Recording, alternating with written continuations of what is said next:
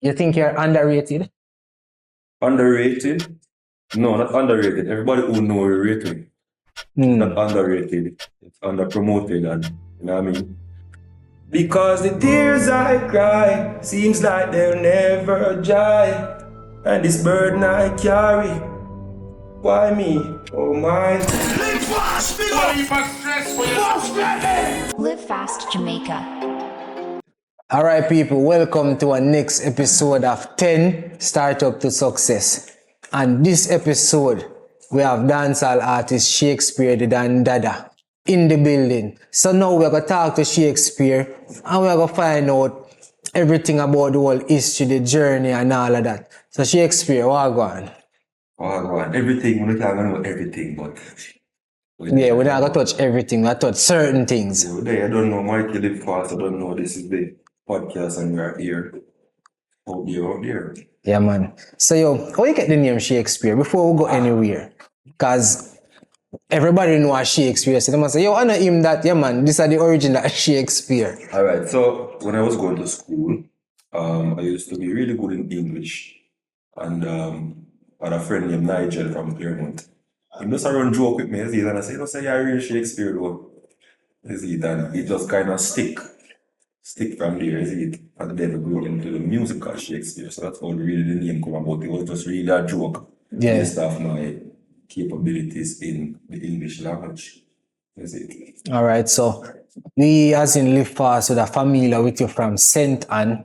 But are you originally from St. Anne? I was born in the Spanish town, St. Catherine. Is it? But migrated to St. Anne at an early age because my father's side is from St. Anne, mother's side is from Spanish town. So moved to my father in St. Anne and go to school there. So been there from then until now. Well, when we say a majority of the dancehall artists them tell we say, hey, we start in a church, we did up on choir. Was that the same for you? No, sir.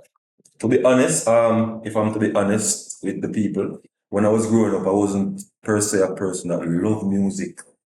You see, so you know, like most artists can sing the all-time rap song, not Shakespeare. I never really grew up and listen to music like that. I grew up secluded. You see, we had a rough upbringing, so we used to just vent and write in our poems and stories. You see, and then we decided, said, all right. Basically, my first song was like a gun song. Yeah. You see, to start up that way.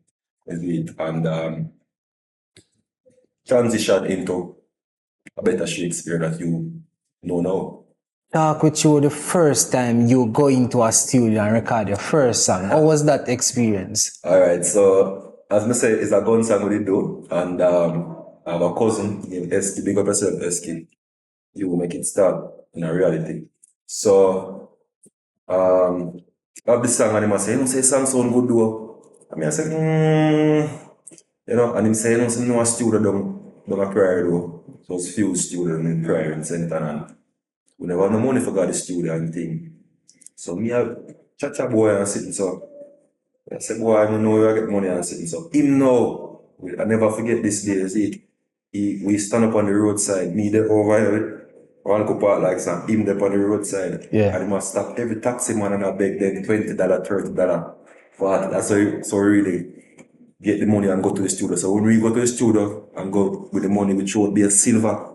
Pan the table, that wasn't even enough. And there was this other artist girl down there and she said, oh, silver. Yeah. You see me, and him just make the record same, and from record the first track, it was like, I think it was one take. Yeah. And I say, you know, say you have talent, skill, can never raise nobody do a gun song, just one take, just so. Is it? And that was how it really started. All right, so was that song released or it was just one of those songs that was hot in the community, but it didn't get that massive exposure? Considering say you were a young artist and never get the promotion and... Not official, I don't know. We were doing it for a while before we get the real cons and pros of it, as it how to really do the thing professionally, right way and things. So we were just shooting out music, I don't know, as fun. You see, because we didn't understand the business side of it. We were just trying to please the community. Yeah. And I mean, if people say sound good, that is like everything for me. Yeah. So that was basically it. At what point did you make that transition now from just doing it for fun to saying, okay, this is what I'm doing professionally? All right, I was doing it for maybe 4 years, just joking around. And before I left high school, I did a song. It's called Nobody Vex If a Girl Start Paying Me, and it create distraction like a different audience, otherwise from my community. I mean, I say, this can actually be a thing. See, so we never really take it serious at first. For a while, we were just doing our thing. All right, so at this time now, what year are we talking about? All right, so we are talking about 2000 and, what the age? 2011, 24, we don't know. that time, 2011, 12. That was the time I can remember I really started to take it serious. 2011, 12. Yeah. All right. What is unique about your style and your delivery that made you stand out at that time in 2011, 12, looking around and seeing other artists doing what you wanted to do? At that time, I wouldn't say I stand out. Maybe my appearance will be striking to some people. They don't know because based on the culture, based on the background where we're from, we are Jamaicans, they don't really have a lot of eye color artists and things. So they normally compare me to Shakespeare. Yeah. But that wasn't anything to me, but Can you share like some key influences that would have shaped or add to shaping your unique sound and style? Okay, so if I'm to be honest, big up all of the greats. If I'm to be honest, as I said, growing up, I wasn't really a music person listening to music like that. So I never really had a favorite artist or a favorite genre of music. The music that I mostly lean towards like alternative music, in all honesty. You see, but I didn't have a favorite artist at that time. But big up every artist. Yeah, maybe I took a little piece of your journey, of your style of music, same way. But it wasn't any one thing or any particular artist, if I'm to be totally honest. Okay. All right.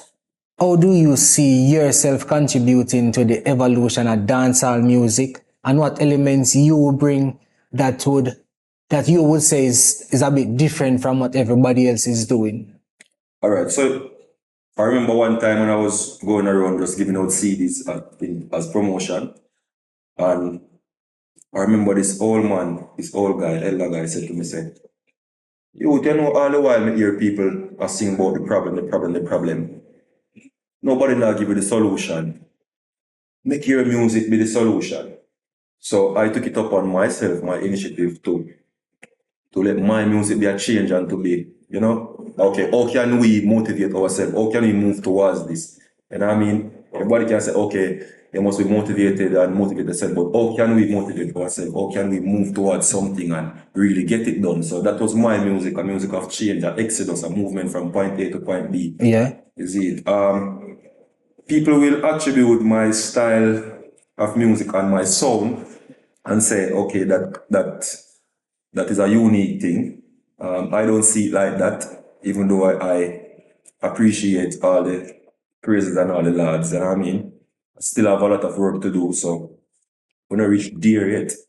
Just looking at your writing style, I would say, it's completely different from everything else that I would have heard. Yeah. And that is a unique thing for you. What is the creative process behind you writing?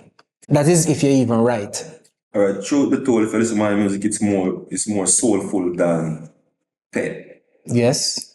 It's more soulful than pen. My music comes from a higher source, a spiritual source. I would bestow this blessing upon. Many times people say, Shakespeare, you're so good, how you do this?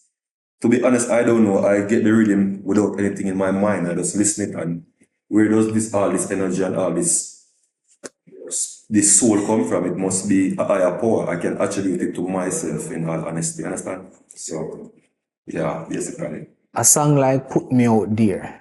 Yeah. I think that was probably the first song I heard from you. Yeah. And I think that was probably about 2017, 18. Yeah. What was the thought process behind that song? Okay, so people always ask me about that song, and I tend to be really honest about it. So in that time, I was going through a lot of struggles, but I didn't plan to put my struggles in the song.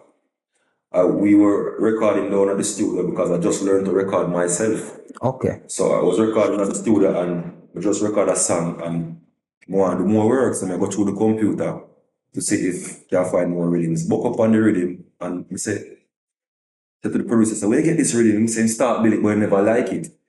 So me I say, you don't like it. I say, you know what I say. So me just press record and record myself that day. And while I'm recording, I'm just doing 2 lines, 3 lines, stop, like that, like that, like that. But what was really the aim of that song, I wanted to simplify my lyrics. Because I used to write more complex and some people didn't really understand. It took a while for them to grasp it. So I saw the need to bring my lyrics a little bit down more in terms of ABC language for the people there. You see it. So if you notice that song, the lyrics are just, Yeah. it isn't so, it's not so intriguing, like, but it's nice. You see it. But while doing the music, we see that, okay, say this song has the potential to move mountains, to change people's life and things. So that's what we really implemented in the song, the soul, in the chorus if you listen. Look how hard me I work, oh God.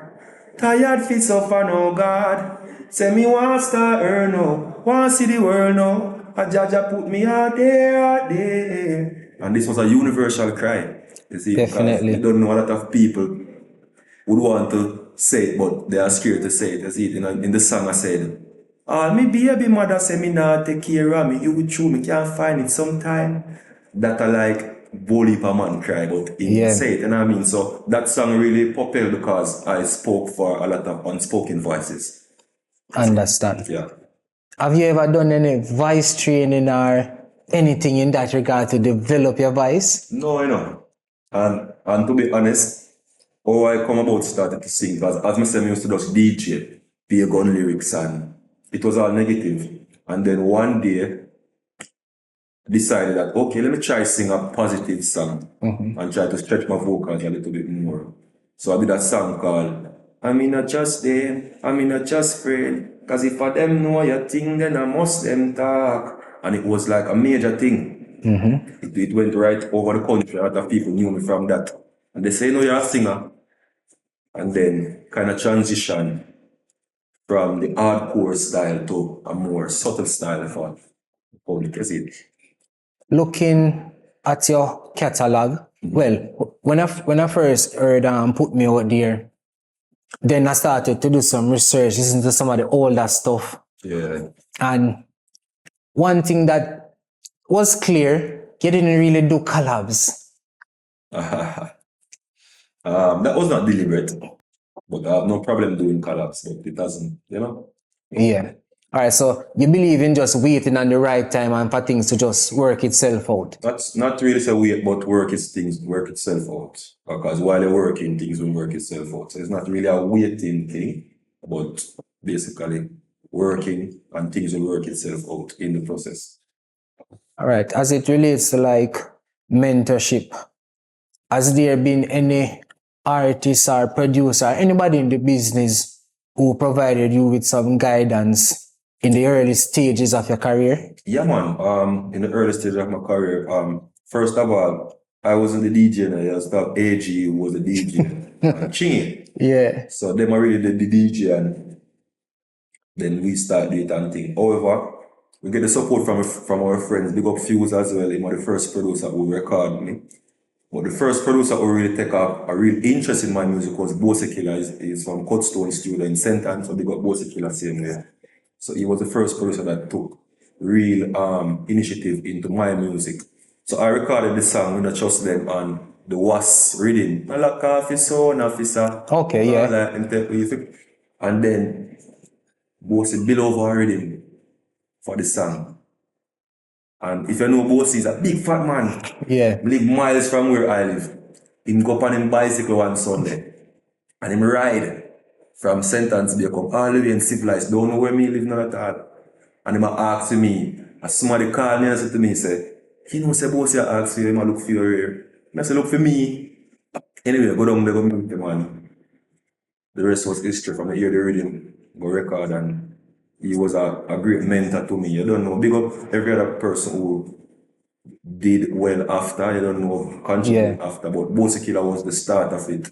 Is the real person that really took initiative in my music. Check the style. So for all the gears and creative designs and printing, FYAH Factory. Just check them out, the information they're right here. Proud sponsor.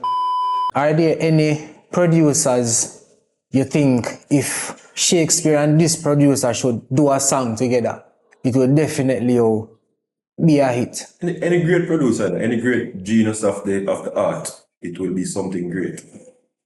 You know, I have no doubt in myself, don't doubt in my potential. So just put me in the right platform, is it, in the right areas, and it will work, is it. In the current age of digital streaming platforms and social media, how do you use social media to reach a wider audience?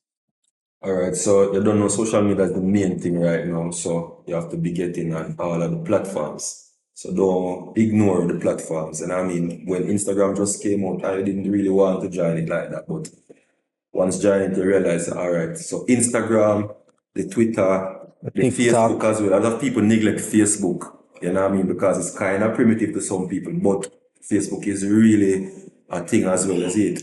Some people who are on Facebook are definitely not on Instagram and other social medias. True. You see it, so never left out Facebook. As I said, all the other platforms them you can think of, we try to market ourselves that way, try to put ourselves in the avenues for more people to get a grasp of the product. You see. What message you try to bring across with your music to the wider audience and to especially people who are not fans of dancehall and reggae music? I would per se I try to bring across a certain message. I try to bring across a certain feel, a certain soul. But if we're going to message, the aim of my music really is to change, is to elevate, is to, because when I look in the world today, I'm not so pleased with the direction of our youths, direction of our females or our young girls as well. Yeah. I have a lot of what I would say problems with even parenting people, how people do control their children and all these things. So my music, I want it to be the change, to be an example. You know what I mean? So I try to sing clean, family-oriented music for your granny to listen and the youngest child in your household to listen. So that is Shakespeare music, and that was my aim, really, to create family-oriented music that everyone can digest and love. You understand? So you're basically saying you think it's important to address social commentary with your music? Yes, yes. It's also important to not be biased and leave out any of the fans. Now, most of the music that are out now, not bashing any artists also, but most of the music that are out now, it's for one set of people, you understand? For me, that is not really music per se, or my view of music. Music is you know what I mean, when everyone hear it, it's supposed to be pleasing and loving, you know what I mean? So, basically. All right. You have a song named Lucy. Ah. Real life experience. I'm just gonna ask if it's a real life scenario. Real life experience. Listening to that song, you paint a clear picture of a wicked woman. Real life experience. Every man experience. Every man I see you want, but me no like see you with no other man, you know. Lucy, Lucy. You is a wicked things you do to me for left you long time, but God know, you just mash up my mind, oh Lucy. So what you know? Yeah. Every man, as me say, have a Lucy already, he might not know. Every man, somewhere in them life experience, them have a woman where no matter what this girl do, them just can't left her. It's like she have the good, you just can't left her. She brawling, she might brawling, not of your nature. Yeah. You understand? She might be total opposite of what you are looking for in a woman, but you just can't left she. No matter what she do. No matter what she do. She give you about 100 times, you can't left her. You understand? She knows that this a woman and a right woman for you. You just can't left her. Now, every man in them life experience, must have a Lucy already. Tell me if I'm wrong. So comment and tell me if you're wrong. Tell me if I'm wrong. All right. So to date, which song you would say is probably your biggest song? Biggest in terms of numbers? Yes. Okay, biggest song would definitely be Put Me Out There. It has been the breakthrough song. It has been the song that most people have known before. Yeah. It has captured attention right across the world. We can't even name amount of country, but right across the world, people have heard Put Me Out There, and that has been the signature sound that they attribute me and my music to. Yes. Is it? So Put Me Out There has been the most success, definitely.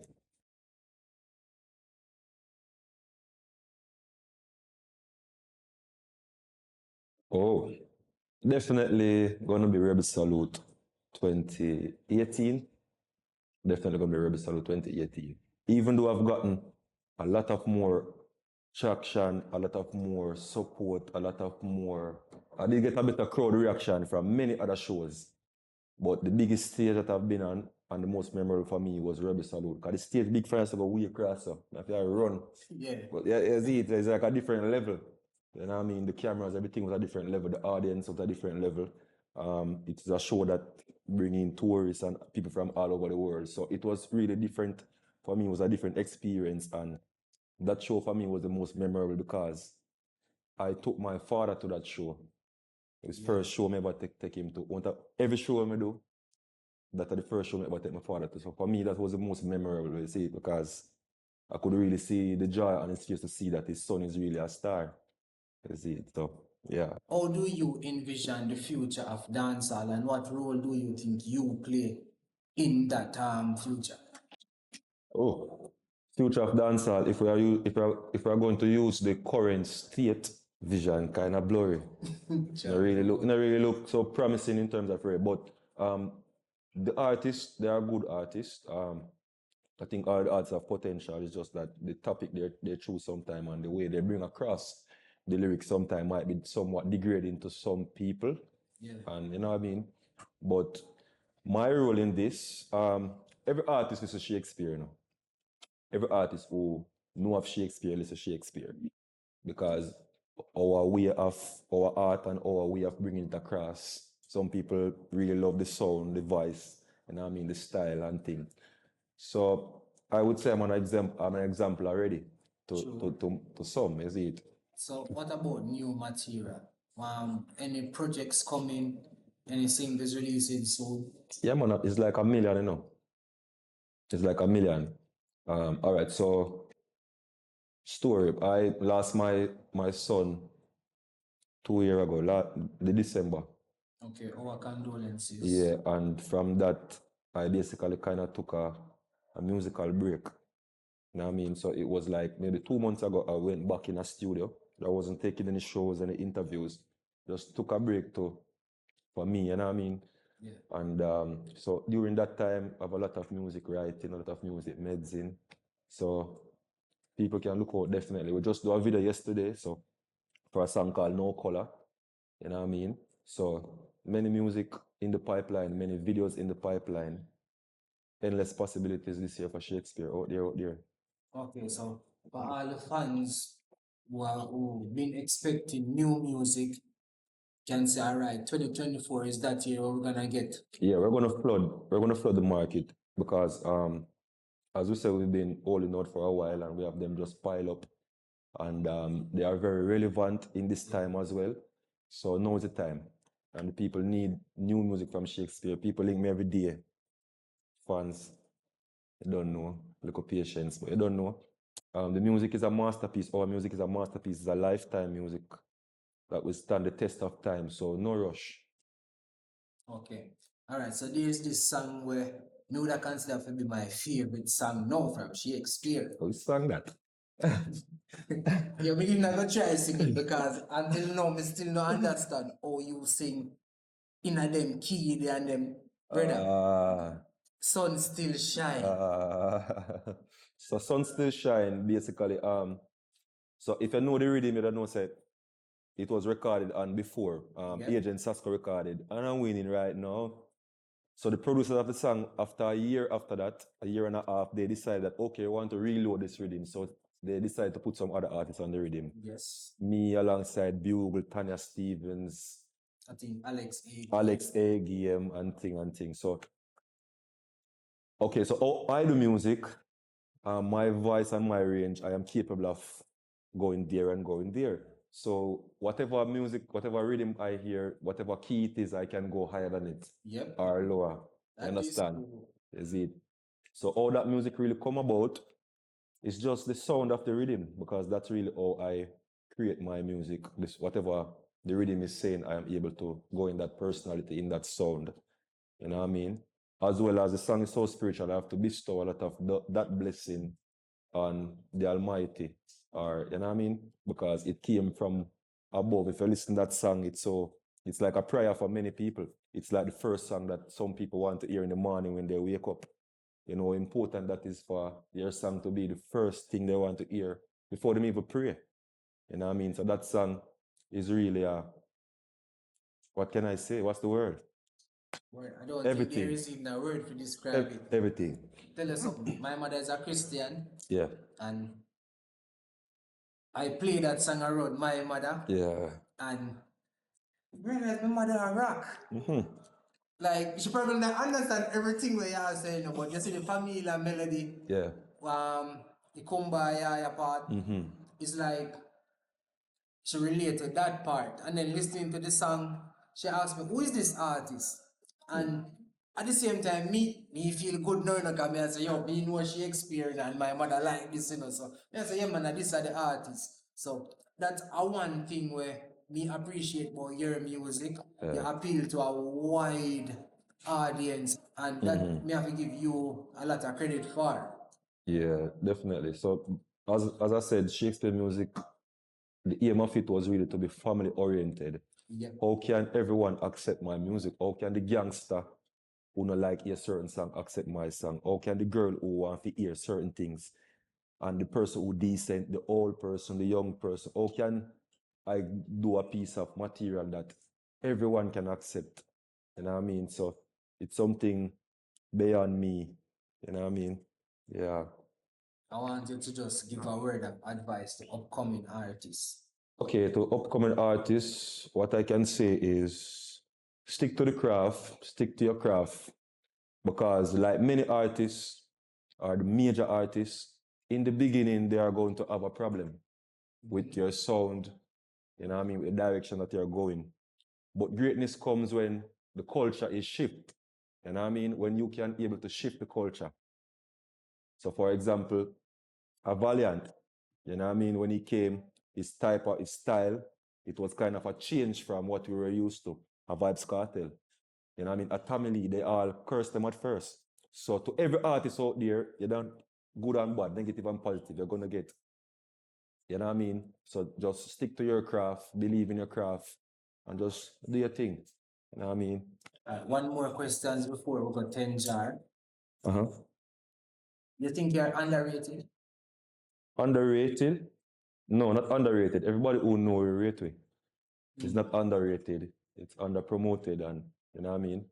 Just us to get across to the majority. I don't think the majority know of the music, you know what I mean? But the music is undeniable. So anybody hear the music, you can't deny it. So it's not underrated is the word. You know what I mean? Yeah. All right. So with that said, 10 jar. 10 jar. So all you need to do is pick 10 pieces of paper from this jar. It contains questions and this and that scenarios. All you need to do is answer at least 8 to 10 questions because you only get 2 passes. So you're only allowed to pass 2 of the questions. For example, if you should pick a piece of paper that says black or white, you have to select a color. And it's that simple. Let's go. 2, 4, 6, 8, 10. You've not touched them enough, cause you just have me pick them. All right. That one at first.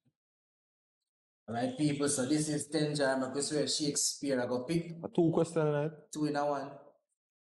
We'll just put it on this. All right. So, first one say, Create a conspiracy theory about a common household item and convince us it is true. The TV. Now, your television in your household is the most important piece of equipment in your household as it pertains to knowledge, because you are both hearing and visualizing at the same time, versus a radio, versus any other equipment in your household. You have no other equipment in your household who have the power to change, to move anything like a TV, even though it not moves anything literal, but your TV will change you and you will move everything in your house or anything in your life because of what you heard on the TV or saw. All right, fair enough. All right. Next question. If your pet wrote a memoir, what would the title be and chapter heading? Pass. So I'm not a pet. Okay. Not a pet. So I'm not really internalize it. I'm not a pet. Cooking or baking? Cooking. I mostly cook because when I start out, I want 2 burner stove, I have not an oven, so never really is it. So cooking. If your life was a sitcom, what would the catchy theme songs chorus? Oh, wow. I hope I know Lucy.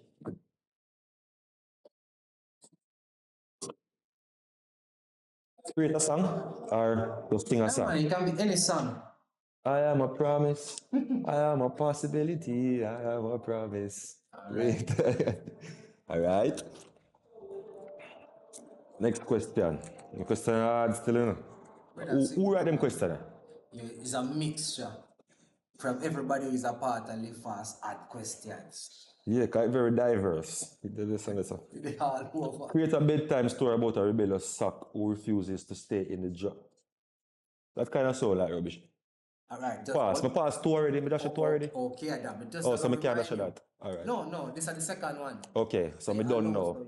No more pass, so you have to answer. All right. Everything will leave. Confident about these ones. Let us see. If you could have a conversation with a plant, what would you ask it?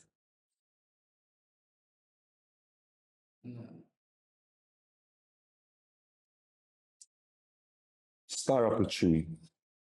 That's for me. That is a good one.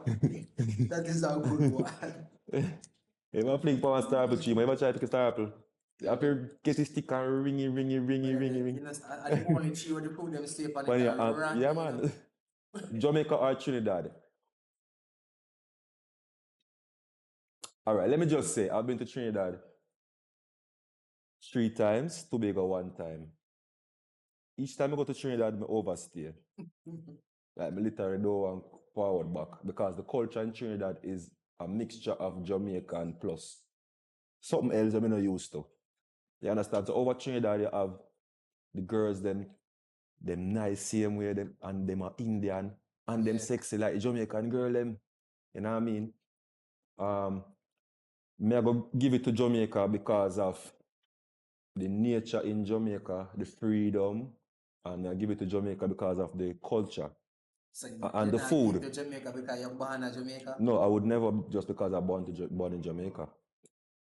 No, I'm speaking fair. So, but Jamaica, I'll give it to you because the food beat every other food. The culture, for me, beat every other culture that I've experienced. So, Trinidad, we love you very much, but Jamaica can't sell out you. Jamaica, I do get that one there.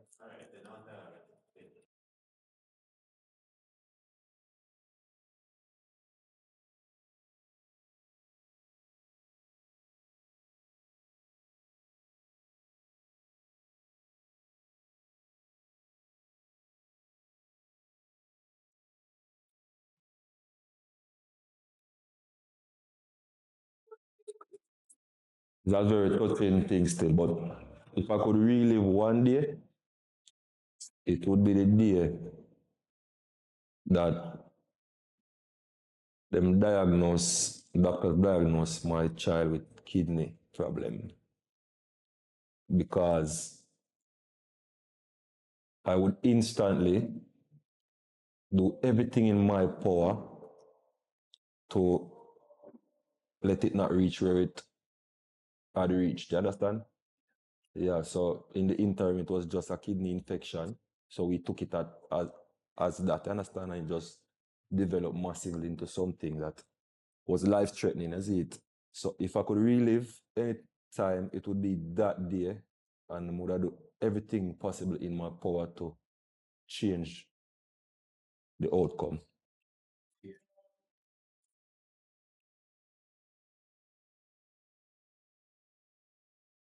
Okay, so It's look like one easy one.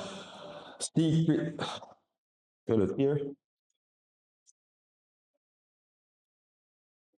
Here. Okay. Here. Yeah, here. If your pet could talk for one day, what embarrassing secrets do you think that they would reveal about you? Embarrassing? As I said, I'm not a pet. If I have a pet, it's not going to be a house pet. If I go do anything embarrassing, I'm not going to be proud of it. It's not going to be outside, it'll be inside. But, so a pet wouldn't see. So maybe pet would see. But if the... so, let me answer that question there. All right. Passenger or driver? Definitely a driver. Because of the way I see the people in drive now. I'm definitely a driver, rather being a driver. I like to be in the driver's seat, in the control, understand? So, I don't really like ship, I don't really like plane, because, in my control, I can't do anything, you understand? So, Yeah. That's it. Definitely a driver. Yeah. Alright. So that was 10. I'll tell you that like a 12, 13 question a while ago. Yeah, jam one thing and I put back still. Yeah. Alright, people, so that was 10. So Shakespeare, before we leave, more you give the people them something new. Probably even released by the time them see this still, but we have the preview, we have the new stuff. You get what I say? So just bless them with something new, make them hear what I want. Low on the road, load the chip, charge the bird, no for all my own. Me not to live in this world, she no know my code, but she no flip, she no sew on the phone, hold me close, pretty like Ruby Rose, and them fi know, for fly, brush, pa me toe, and I close me sew. The machine, boring holes, and on the eagle door, and I show the spiegel show, pretty flow, no say me are the realist. However, where my soul, heaven door, where no level door, where my son, heaven door, angels of hope, rebel door, if me never level up in a me dome like me woulda mad. I tell Quang I feel like the chrome. Although I'm done a film own, it's a galactic show. They on a voyage, explore, on a tour. In my mind, I'm alone. I tell my girl no wait upon me because they know if me coming home is a lonely road. Pray for me, mama, Holy Ghost. Pray for me, mama, Holy Ghost. Pray for me, mama. Because the tears I cry seems like they'll never dry. And this burden I carry, why me? Oh my. Oh dear. So people, there you have it. And this episode of 10 Startup to Success, this was Shakespeare the D-DONDADDA. So until next time, see you again. Peace. Oh dear, oh dear.